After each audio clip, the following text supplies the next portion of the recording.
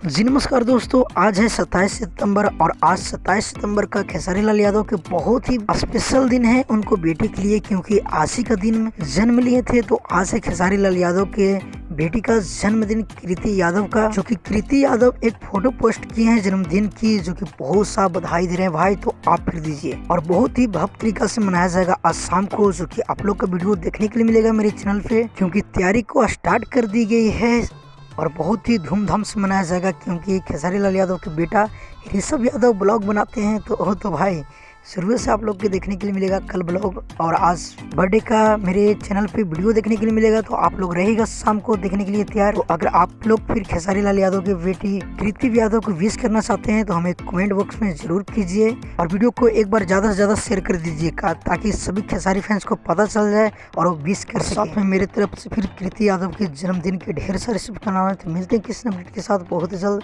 अगर हमारे चैनल पे अपने हो तो हमारे चैनल को जरूर सब्सक्राइब कर लीजिए, क्योंकि भोजपुरी का हर अपडेट सबसे पहले हमारे चैनल पे आता है। जब तक के लिए जय हिंद, जय भोजपुरी।